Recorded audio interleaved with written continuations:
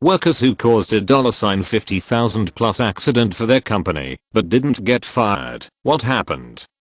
I was programming a CNC making prototype directional drilling tools. There were hundreds of thousands of lines of code generated. I made a decimal error editing a few of them, scrapped a 120k part. Luckily we made 2 of them in case of an error. Boss wasn't real happy, but in the end the customer was happy and ordered many more and ended up being a major customer of ours. It's a bad feeling though. You get a pit in your stomach upon realizing the mistake.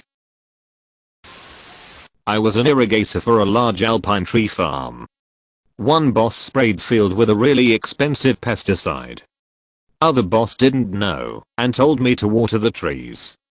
I washed off $60,000 worth of chemicals, got yelled yet, but other boss stepped in and took the blame. It was actually a great place to work. Drove a dump truck into a 20 feet deep pit full of steel rebar. Jumped out at last second, which most likely saved my life. Wasn't old enough to drive. Was told to do so by older employee in position of responsibility. Did what I was told.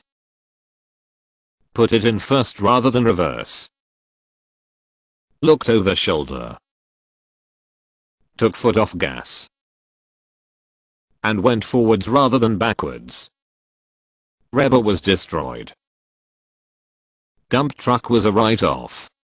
As I was underage I was just given 2 weeks off and told to keep quiet. I guess they claimed on the insurance and said someone else was driving it. I do irrigation for high-end estates. One year I forgot to unhook one battery-operated zone from a faucet. The owners returned home in the spring to 6 of water in their house, with a waterfall running down the grand staircase. Had to gut most of their $10 million house. Thank Jeebus for business insurance.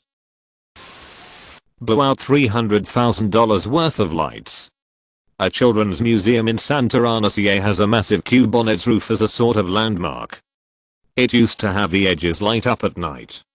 I was told by a supervisor it needed to be shut off, explained I didn't know how. She basically told me to figure it out, wasn't mean about it, but was clear. Long story short, it cost way too much to fix, so anyone from Orange County, CA now knows why the cube has been dark for the last 10 years. Edit, autocorrect for those asking. The lights were installed around 2004, and they were not simple LED strips. They looked more like large tubes that stretched the entire edge. And they had a massive bank of computers controlling them. I have no idea how it all worked, but I was told a few months later that's how much it was going to cost to fix. It does sound expensive by today's standards. I work in casinos, and we offer lines of credit to the customers. A customer sat down at a table and asked for $50,000, which the pit manager gave them. Had the pit manager check our system, she would have seen that his credit has been suspended. She starts freaking out. The patron already lost the money by the time she realized the line was suspended. The customer refused to pay since he never signed anything. The state fined us another $50,000 for failure to follow our procedures. Pit manager kept her job, even though it was the second time she made a mistake of this caliber. Edit, because people are questioning the taxes, and if this is a real loss, casinos are typically taxed differently than most businesses. Casinos typically pay their taxes daily or weekly, depending on the state, and are taxed on what they won. So say the casino as a whole had $1,000 gambled there in a day, and they won $100 of this amount. The $100 would be taxed immediately for state tax. Then we would calculate our expenses and other line items, and pay our federal taxes at the end of year. Was installing a $80K circuit card in a machine. New card looked wrong, couldn't tell why at first. Supervisor took this to mean I was an idiot, installed the card. Card smoked. Turns out, it looked wrong, because it was missing a few IC chips that had to be installed immediately before use. Not me, but this was the largest fuck up, multi-million dollar, I witnessed during my time in retail, and somehow nobody got fired. I worked in a warehouse selling bulk items to people, hint, America's favorite hot dog. I was stocking a shelf when I heard a loud crash, followed by one of the most horrific screams I've ever heard in my life. We get over to the scene and find that a forklift driver had knocked a pallet full of batteries from the top of the steel, about 3 stories up, off the other side, crushing a girl I worked with. She broke her back in 5 places, her hips were completely obliterated, her femur broke. Basically this lady was turned into a human pancake by a full pallet of batteries. By some miracle she survived and recovered almost completely, but it took her well over 2 years to recover. The forklift driver wasn't found to be at fault, because the pallet should never have been placed where it was in the first place. There was a small return to vendor station on the other side where she worked. There shouldn't have been any pallets above them, that would have placed them in the fall zone. She was paid out a $1M plus settlement, and, for whatever reason, still works at that warehouse to this day, part-time and far away from the steel. The driver was allowed to return to work after the investigation concluded, although he stepped down as a driver and eventually quit. I think he felt incredibly guilty, because for a while they didn't think the girl was ever going to walk again.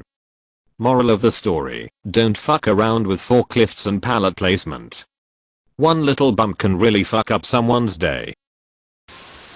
A good friend of mine works for Bowers, a unionized commercial plumbing company. A few years ago, when he was a journeyman, he flooded the Kennedy Center in DC because he cut a pipe before shutting off the water. He fully expected to be fired, but nothing ever happened to him. When I asked what the Kennedy Center did in response, he just said nothing. I guess they have good insurance. He is a foreman now. My father retired from the railroad a few years ago. Long story short, he hit a RUPS truck that slid into the crossing. There was a lawsuit, but his union and stuff was all in place, so he only got a week paid suspension. The bottom line is that the railroad has so many regulations in place that it's impossible to have been doing everything right in the event of an incident, his words, but they also have so much insurance coverage that they never fix anything like old tie disposal or fixing tracks before a derailment. Edit. Here is more proof of the laziness of the same railroad company. https://advocate.com/quickchief in Wales. This happened this past summer. They should have properly disposed of these ties a long time ago, and I'm pretty sure that they are still there even after the fire was put out. I tried to copy/paste a website from production to test. I somehow cut and pasted. Client lost a good $100K in website revenue, while the site was down and nobody noticed until the next morning. I was relatively new and my managers have done this job before, so they were waiting to congratulate me on my first big screw up. Another coworker had completely deleted a production database with no backups before a week prior, so it wasn't even the biggest screw up we've had in the department.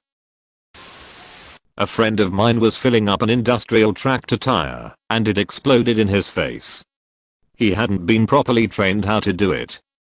He was in a coma for a few months, had facial reconstructive surgery, and tons of therapy afterwards. The company paid for all of his medical bills. I'm not sure how much it actually was, but I'd wager it was $50,000 plus. After he recovered, he was moved to an office job with the same company. I was 17, and I started working at one of my dad's businesses. When I joined, they were selling 5,000 all-leather jackets a month in Europe. I was very inexperienced, but I convinced my dad to let me handle it. He agreed but said he'll hire an advisor for me, so I don't make any colossal mistakes. On my second day, I authorized a previously cancelled order to be shipped, which was worth about $68,000. The jackets were ready, but due to being late on the delivery date, a new letter of credit needed to be opened which ensures guarantee of payment.